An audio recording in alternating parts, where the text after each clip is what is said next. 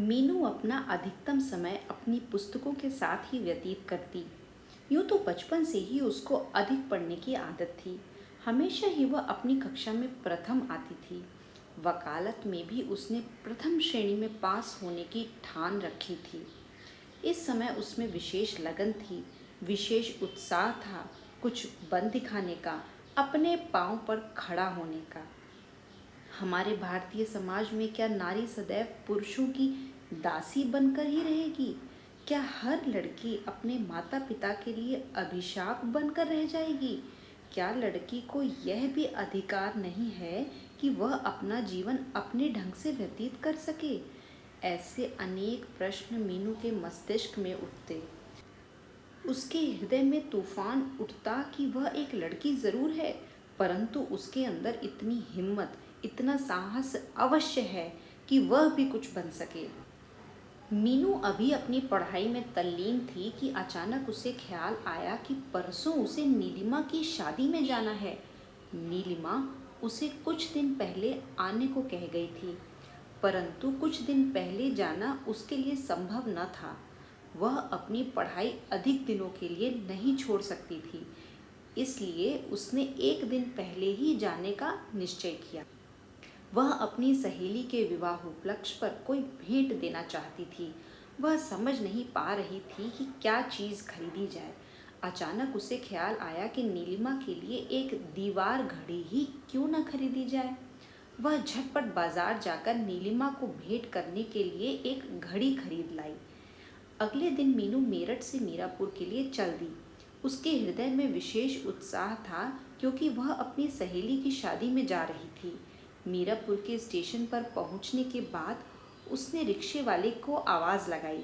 इतने में ही उसे नीलिमा का बड़ा भाई अशोक दिखाई दे गया। अशोक बस स्टैंड पर अपनी मौसी को लेने के लिए आया था। मौसी तो किसी कारणवश उस बस से नहीं आ पाई थी। मीनू ने अपना सामान रिक्शा में रखना शुरू किया, परंतु अशोक के कहने पर उसने अपना सामान उसकी कार में रख दिया। रास्ते भर अशोक मीनू से अनेक प्रकार के प्रश्न करता रहा। मीनू बहुत साधारण ढंग से उन सभी प्रश्नों के उत्तर देती रही। अशोक की बातों में मीनू के प्रति विशेष स्नेह झलक रहा था, परंतु मीनू ने कोई प्रतिक्रिया नहीं दिखाई। तभी ब्रेक लगा और कार भी झटके के साथ मीनू के घर के सामने रुकी। सामने बैठक में बैठे पिताजी मीनू का इंतजार कर रहे थे। मीनू की आवाज़ सुनकर उसकी माँ भी रसोई घर से बाहर आ गई। आशा और रोहित भी अपने अपने कमरों से बाहर निकलकर मीनू से आकर चिपट गए। तभी आशा ने मीनू से पूछना शुरू किया, दीदी तुम हमारे लिए क्या लाई हो? मीनू अभी इस बात का जवाब देती इससे पहले ही पिताजी बोल पड़े, अरे आशा, दीदी को मुंह हाथ धोकर कुछ खाने पीने दो, तभी बातें करना। माँ ने एक बर्तन में मीनू को पानी लाकर दिया। मीनू ने हाथ मुंह धोकर चाय पी।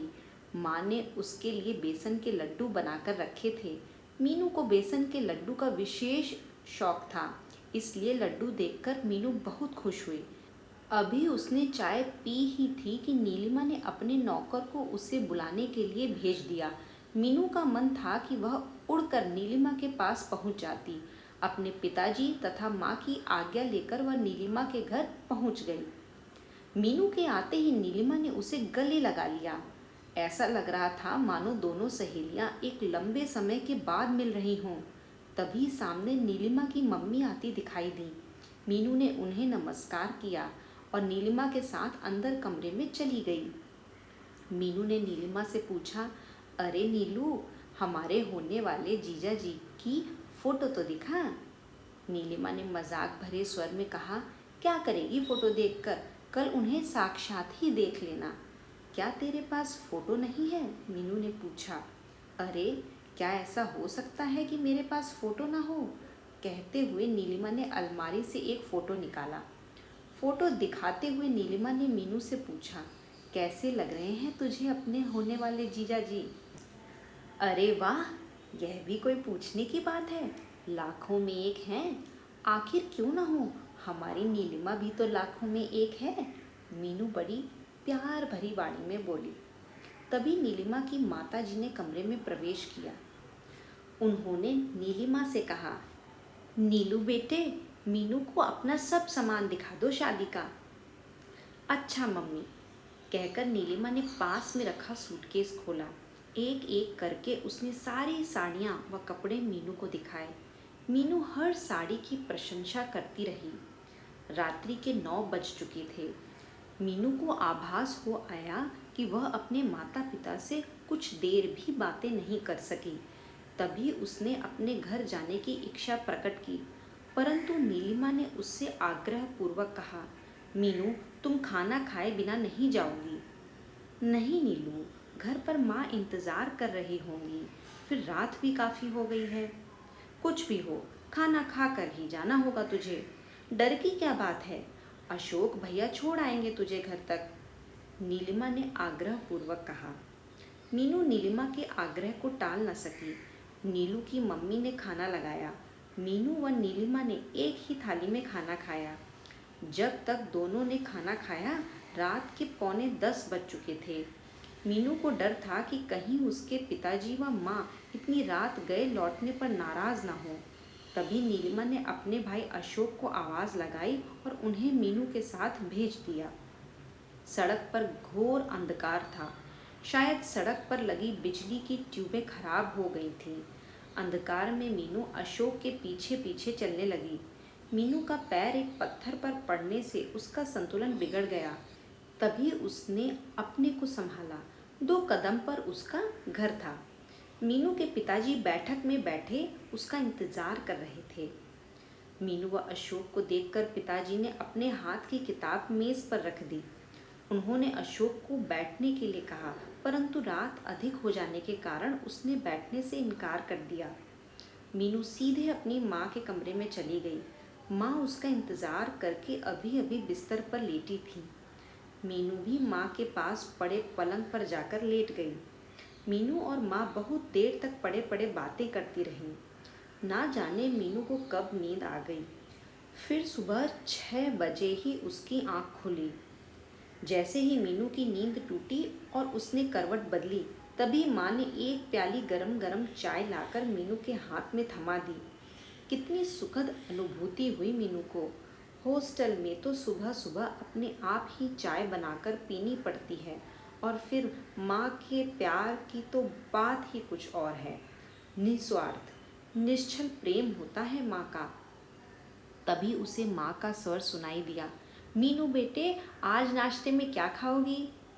माँ, आज सूजी का हलवा बना लो, बहुत दिन हो गए हैं खाए हुए। मीनू ने माँ की बात का उत्तर दिया। जितने समय में मीनू नहा धोकर निवृत्त हुई, उतने में ही माँ ने सूजी का हलवा तैयार कर दिया। मीनू हलवा खाती गई और माँ के हाथ के बने हलवे की प्रशंसा करती रही। आज नीलिमा की बारात आने वाली थी।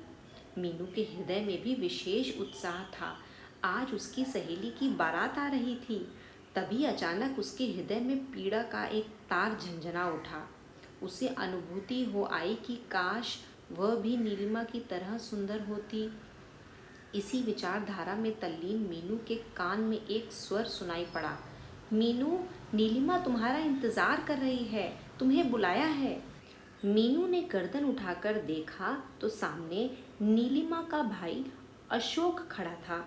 मीनू ने अशोक को बैठने के लिए कहा, परंतु घर में बारात आने वाली थी, इसलिए उस समय बैठना उसके लिए संभव न था। नीलिमा के घर जाने के लिए मीनू ने अपना हरे रंग का सलवार सूट पहना। तभी माँ रसोई से बाहर निकली। मीनू को सलवार सूट पहने देखकर बोली, बेटी, आज तो साड़ी पहन लेती। मीनू ने शीशे में अपना चेहरा निहारते हुए कहा, माँ, शाम तक साड़ी संभालना बहुत मुश्किल होगा, रात को बारात के समय साड़ी पहन लूँगी। शीशे के सामने खड़ी होकर मीनू ने सुंदर ढंग से अपने केश संवारे। इससे उसका रूप और सलोना हो उठा। गेहुआ रंग होने पर भी उसके तीखे नाक नक्श उसकी सुंदरता में 4 चांद लगा रहे थे। परंतु मीनू के हृदय में जो हीन भावना घर कर गई थी, उसके कारण वह कभी अपने को सुंदर समझ ही ना सकी। मीनू ने दर्पण के सामने खड़े होकर अपने को हर ओर से देखा। उसे आभास हुआ कि वह बदसूरत तो नहीं है। सुबह के 9 बज चुके थे। मीनू ने दर्पण के सामने से हटकर माँ से नीलिमा के घर जाने की आज्ञा ली। माँ मीनू को छोड़ने बाहर तक गई। सजी संवरी मीनू का रूप माँ को भी अच्छा लग रहा था। नीलिमा के घर पहुँचने पर उसने देखा कि घर में काफ़ी मेहमान आ चुके थे। बहुत चहल पहल थी। छोटे बच्चों का शोर व बड़ों के बोलने की आवाज़ें, सभी से घर गूंज रहा था। मीनू तो सीधे नीलिमा के कमरे में पहुंच गई। मीनू के पहुंचते ही नीलिमा उससे चिपटकर रो पड़ी। नीलिमा को आभास हो आया था कि अब उसे यह घर छोड़कर जाना होगा। 1 घंटे तक मीनू व नीलिमा अपनी बातों में खोई रहीं। तभी नीलिमा की नज़र अपनी मेहंदी लगे हाथों पर पड़ी। कितनी गहरी रची थी उसकी मेहंदी। उसने अपनी मेहंदी लगे हाथ मीनू को दिखाए। मीनू ने उसकी मेहंदी की प्रशंसा करते हुए कहा, नीलिमा, तेरा पति तुझे बहुत प्यार करेगा। देख कितनी गहरी रची है तेरी मेहंदी। नीलिमा ने मुस्कुराते हुए उत्तर दिया, हाँ मीनू, बात तो सही है। इतना कहकर दोनों खिलखिलाकर हंस पड़ी। तभी अचानक मीनू को ख्याल आया कि नीलिमा को देने वाला उपहार तो वह घर ही छोड़ आई है। यह ध्यान आते ही मीनू झटपट खड़ी हो गई और नीलिमा से यह कहकर कि मैं अभी आ रही हूँ, बाहर चली गई। जब मीनू ने कुछ समय बाद नीलिमा के कमरे में प्रवेश किया तो उसके हाथ में उपहार था। उसने नीलिमा के हाथ में उपहार थमाते हुए उसे अपनी शुभकामनाएं दी। नीलिमा ने झटपट उस बंद पैकेट को खोलकर देखा। उसमें बहुत सुंदर दीवार घड़ी थी। उसे देखकर नीलिमा उसकी प्रशंसा किए बिना न रह सकी।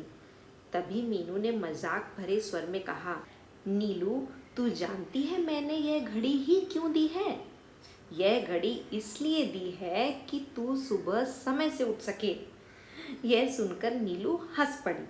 उन दोनों की हंसी अभी वातावरण में गूंज रही थी कि नीलिमा की मम्मी ने आकर बताया कि चढ़त से पहले नीलिमा को कुछ रस्में पूरी करनी हैं, इसलिए वह बाहर आ जाए।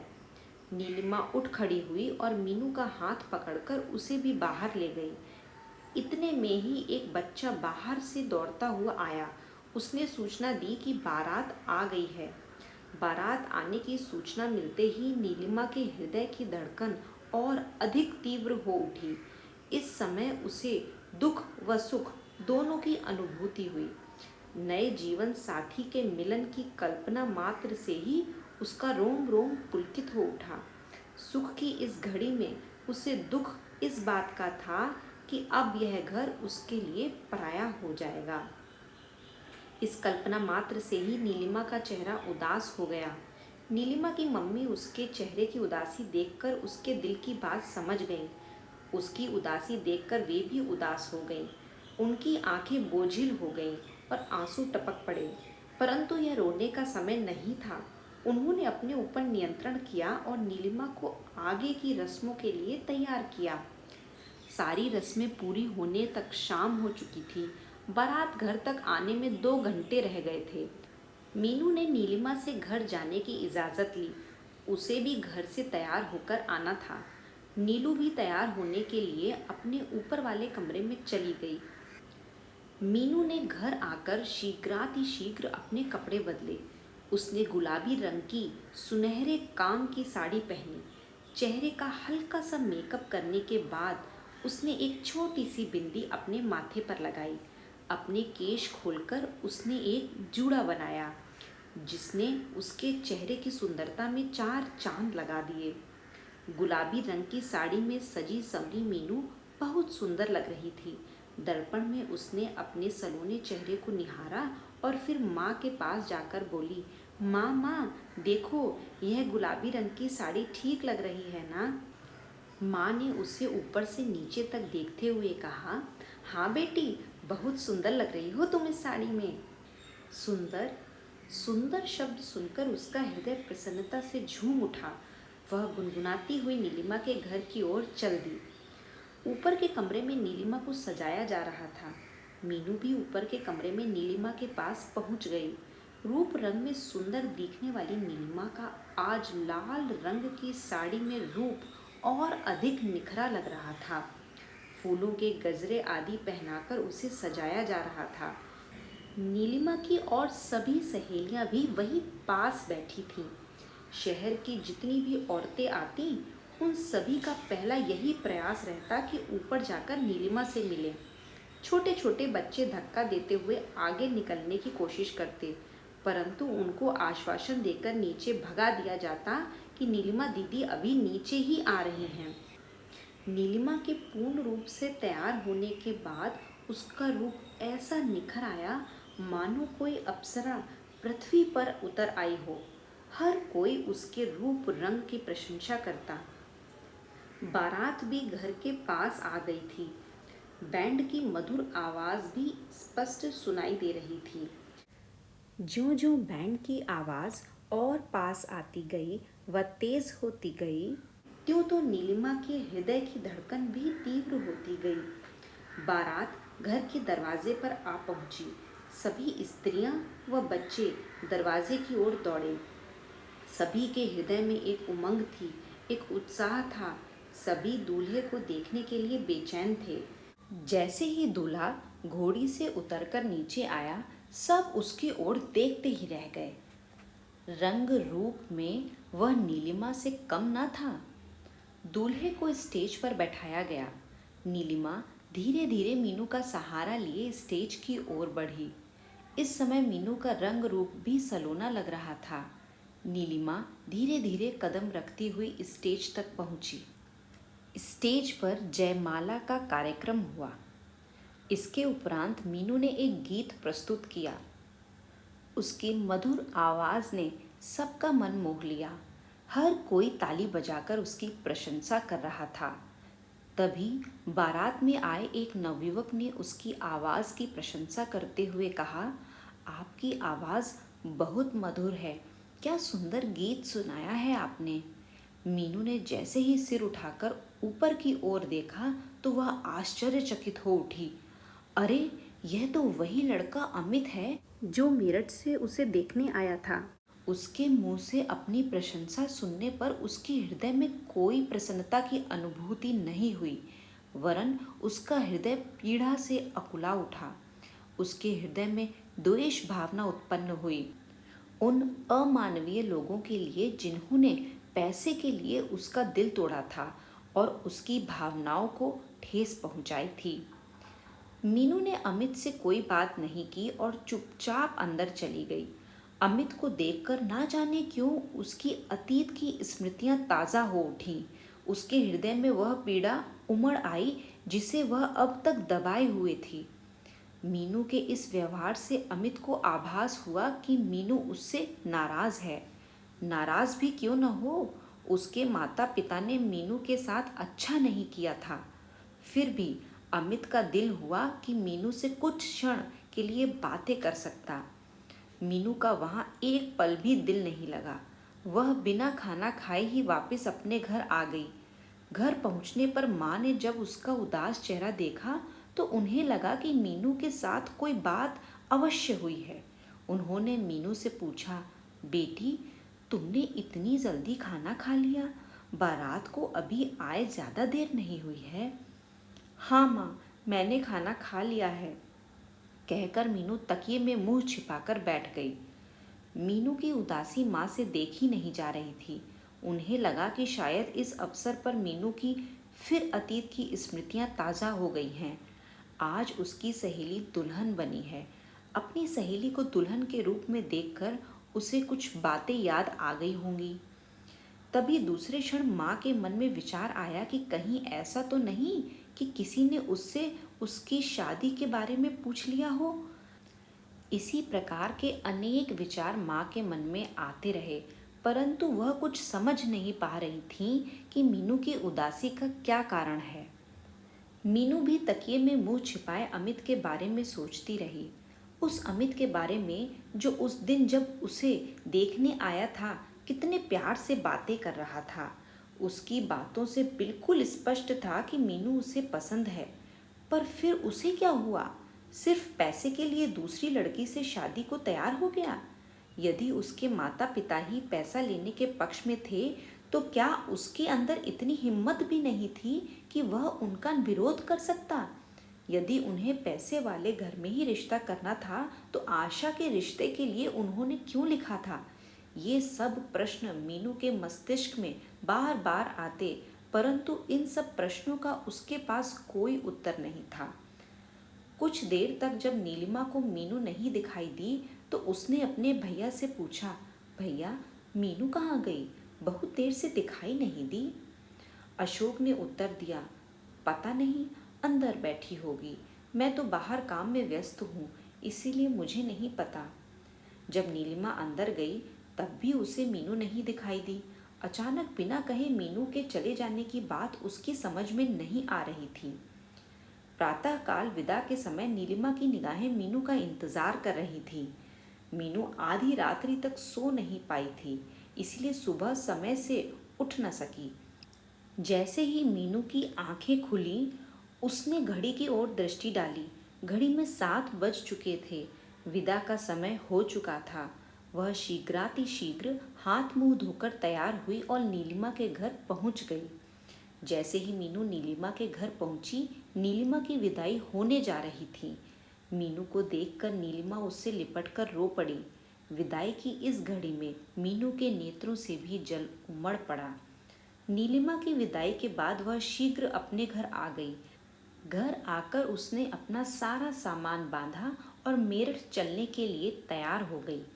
माँ ने बहुत कोशिश की कि एक दिन और रुक जाती तो अच्छा होता, परंतु मीनू अपनी पढ़ाई एक दिन के लिए भी नहीं छोड़ सकती थी। शादी में आना तो मजबूरी थी।